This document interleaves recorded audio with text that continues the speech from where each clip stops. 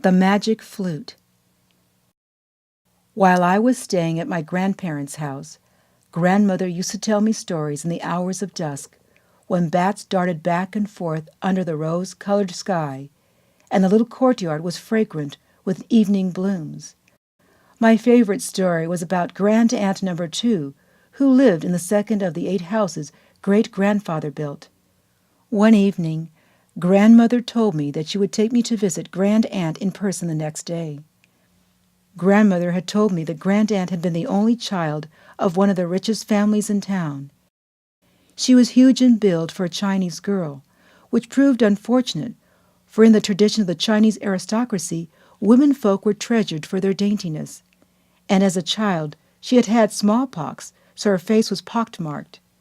With these 2 things against her, it was fortunate that she would inherit her family's vast riches. Her parents decided to marry her into another rich and powerful family in town, that of my great-grandfather.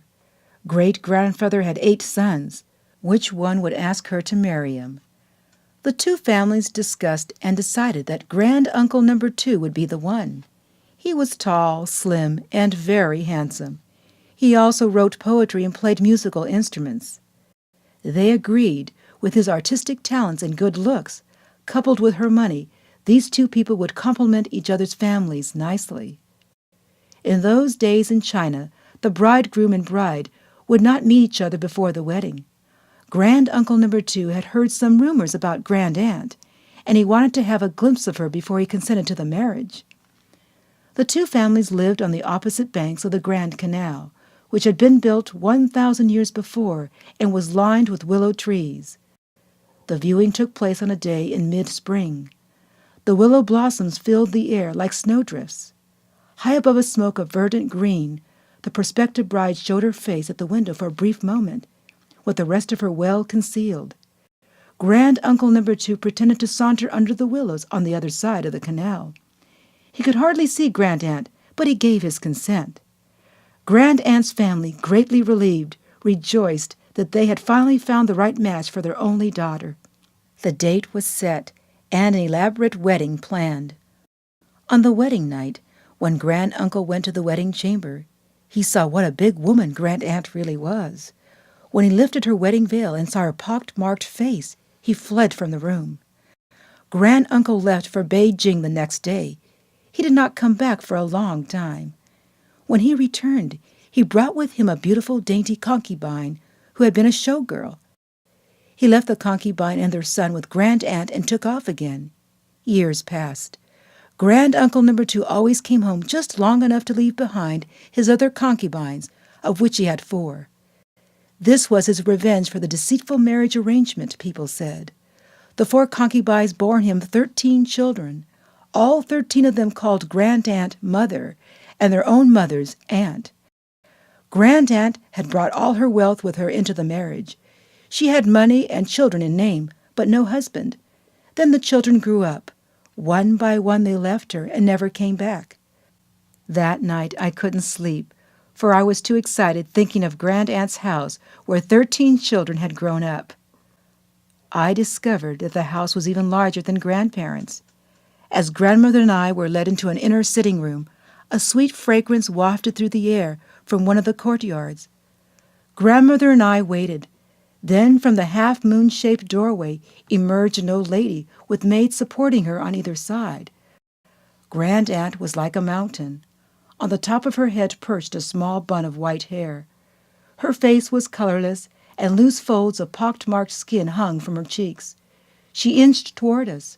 On her bound feet was a pair of embroidered slippers so small that even my feet were too big for them. "This must be your granddaughter," she greeted grandmother with a tiny raspy voice. "The last baby born in your house." Her careworn smile was kind. She asked one of her maids called Ching Fong to fetch a big black lacquered box with gold dragons and a phoenix painted on the lid. Inside the black box there were sections filled with pale green winter melon rinds, black watermelon seeds, brown Chinese olives, sugar-coated white lotus seeds, and big amber dates.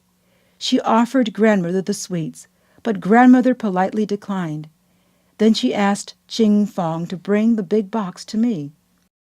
"Go on, take as much as you want." I took a big piece of winter melon rind preserve, and she ate one herself. I began to like her. She chatted slowly with grandmother while I looked around her ample room.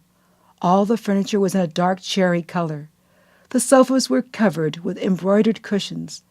Several large vases painted with plum flowers and orchids stood on the floor. Scrolls of painting of Chinese landscapes with layers of mountains and streams hung from the walls. The shiny dark slab floors reflected intricate cloud designs carved into the furniture. After lunch, the two old women sat down for another long chat. Then Grand-Aunt turned to me. "What do you like to do at your grandmother's house?" she asked. I searched for an answer and finally said, "I like to listen to grandmother's stories." "Your grandmother is very good at telling stories. I also have many to tell. Would you like to stay with me for a few days?" I looked at grandmother. "Dear sister-in-law, why don't you let the child stay? I'll have Ching Fong take good care of her," Grand-Aunt said. "You're not used to children in the house anymore. She'll tire you out," grandmother objected. "Let her stay with me for a while." Grand-Aunt almost pleaded. She turned to me. "I have many stories I can tell you." "Can I stay with Grand-Aunt?" I asked grandmother. "All right. Tomorrow I'll send Wang-Ma to bring you home." Grandmother rose to leave. With her maids at her sides, Grand-Aunt and I saw grandmother to the door. "Come and sit by me," Grand-Aunt said afterwards. "Tell me about the place your family lived during the war." "We lived in the countryside. Father had to work in Chongqing. He could come home only once a year." "How many brothers and sisters do you have?" Grand-Aunt asked. "I remember you and your older sister. I have another sister and one brother. I have 13 grown-up children. They all left me before the war. Your grandmother has only one daughter, your mother, and now she has brought all your children home to see her. My mother had to bring my sisters and my brothers back to Nanjing because my brother had typhoid. The doctor said he would have better care in the city. I'm the only one here. None of my children are here. Not one came back. It's a long story." I had just heard my grandmother's story about Grand-Aunt the night before, but I listened on. The servants and I never knew that the war had already started. When we finally realized the danger we were in, it was too late. I had sent the male servants ahead to the countryside to prepare for our arrival. We had gone to the countryside every year during the summer to escape the heat, so I thought it would be safe for the women folk to take the short trip alone. We got out of the front door and saw people running in all directions. Fear appeared in Grand-Aunt's hazy eyes. We went down the steps to the canal, and a boatman steered his boat toward us. My 3 maids and I were all so scared. I held my jewel box in my hands. The boatman smiled at me and said, "Lady, give me your box first. Then you can get on the boat easier."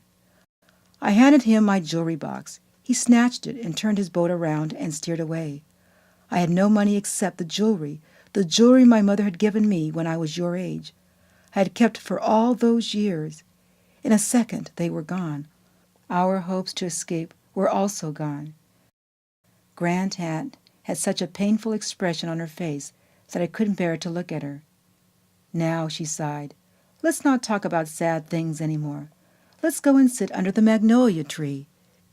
It took us a long time to get to the magnolia tree with Grand-Aunt moving so laboriously on her bound feet. The gigantic tree was in the far end of the courtyard that was neatly paved with stone slabs. The sweet fragrance of the magnolia flowers permeated the air. We sat down on a stone bench under the tree. I looked up and saw sunlight making translucent webs in the foliage. "When the moon is full, the tree is even more beautiful," Grand-Aunt said. "The spirit of the magnolia tree comes and plays his flute." "What does the spirit look like?" I was immediately fascinated. "He has a white beard and wears a white Chinese gown," Grand-Aunt said. In the afternoon, Grand-Aunt took a nap, and Ching Fong took me to the nurseries and playrooms where Grand-Aunt's 13 children had grown up. Each of her children had had his or her own wet nurse. "It was noisy around here all the time, but pleasant," Ching Fong said to me.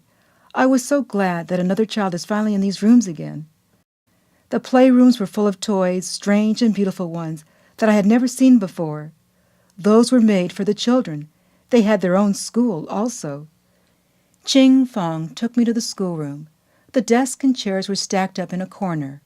On the teacher's huge desk, the children's old notebooks were still piled neatly, all of them covered with dust. On the top of the pile was a wooden stick. This was used to punish the children when they wouldn't learn. Ching Fong showed me how heavy the stick was. Then Ching Fong took me to a carved wooden gate in the adjacent courtyard. She told me that she used to have opera troupes come in to entertain, and the performers would change their costumes behind the carved gate. On adult birthdays, even the concubines, the children would be treated with an opera performance. They didn't have to go anywhere. Everything was provided for them here in this house, eating, sleeping, studying, playing, and watching operas. But when the feathers on their wings were grown, they all flew away, she sighed. She took me to the music room, which was on the other side of the courtyard. There was a large glass case against one wall, and in it hung many musical instruments. There were several reed-like instruments of various lengths. The children were made to play musical instruments because your grand-aunt liked music, but they seemed to hate the lessons, and none of them learned. Ching Fong opened the case. I asked her if those reed-like instruments were Chinese flutes. Yes, these long ones belonged to the master of the house. I heard that he was a talented musician and played the flute beautifully. This one was said to be his favorite. Ching Fong pointed out to me a long, slim flute made of purple bamboo. It's such a shame that the master left the house so quickly after we arrived. He and the mistress both liked music. The little toy flutes here were made by a male servant, Ching Fong said, showing me several short faded green bamboo flutes. The servant and I and 2 other maids were all part of the mistress' dowry. We had been bought by her family when we were 12 or 13. He grew up tall and too clever and good-looking for his own good, she continued. He had a pair of hands with slim, nimble, long fingers, and he made these flutes for your grand-aunt while she was still the young mistress at her own home across the canal. But after coming to the house, he became too protective of her, and he was sent away. Where did he go? I asked. Nobody knows, Ching Fong said. Can I try one of these flutes? I asked. Yes, Ching Fong said. I picked up the beautiful dark purple one. Be careful with it. It's the most expensive one. I held the flute in my hand. It was smooth to the touch. I blew air into it, but there was no sound. And then, like magic, a muted, eerie sound came out. We had an early dinner of fancy but mushy dishes, because Grand-Aunt's teeth had gone bad, and she could not chew. Afterwards, Grand-Aunt was tired, and she asked the maids to fix a bed for me in her big chamber. Ching Fong brought in a foot basin filled with hot water. She put a few drops of mint oil in it, and the vapor smelled like wet spring. She rolled down Grand-Aunt's long stockings and started to unwrap Grand-Aunt's bound feet. Long strips of cloth started to pile beside the basin. Gradually, Grand-Aunt's feet appeared. They looked like white withered roots. 3 toes on each foot were bent under the sole, and they gave off a smell of decay. As Ching Fong submerged Grand-Aunt's feet into the hot water, a look of comfort appeared on Grand-Aunt's face. Ching Fong washed each withered root foot slowly and carefully, and then gently patted them dry. As Grand-Aunt quietly sighed, Ching Fong massaged the bent toes and shook some mint-scented powder on them. She started to rewrap Grand-Aunt's feet in new, yard-long white strips of cloth. Grand-Aunt cried, "Tighter, tighter!" "Grand-Aunt, why do you want them wrapped so tightly?" I asked. "They have to be wrapped snug all the time," Grand-Aunt said. "Otherwise, they'll hurt." I haven't walked so much like I did today for a long time. Nowadays girls are lucky because no one laughs at their big feet. When I grew up, a girl from a good family had to have her feet bound. Otherwise, no family would take her as a daughter-in-law. I already had my feet bound when I was your age. Did it hurt? I asked. The first few days they hurt badly, especially at night. I thought I was going to die. Grandaunt's brow furrowed in remembrance. Ching Fong brought a water pipe, and Grandaunt started to smoke. Her eyebrows relaxed as she blew in and out. The water gurgled in the pipe, making a soothing sound in the twilight. Grandaunt went to bed soon afterwards, and I heard her turning heavily. After a while, she started to snore. It sounded like soft sighing. The chamber was dark. Then I saw the moon rising against the window pane. It was a full moon. A night breeze blew the shadows of the bamboo outside into exquisite patterns on the window pane. I lay in bed and listened as Grandaunt's snoring began to recede. Suddenly I heard music, the muted, eerie sound of a flute. It drifted in and out of the room like the night breeze. I got up and crept outside, trying to follow it. I tiptoed through the rooms and into the courtyard. There, under the magnolia tree, was the tree spirit. He was sitting on the bench, his back towards me. His white gown shimmered in the moonlight, and he was playing a dark purple flute. I was so excited I could not move. The flute had become alive in his hands.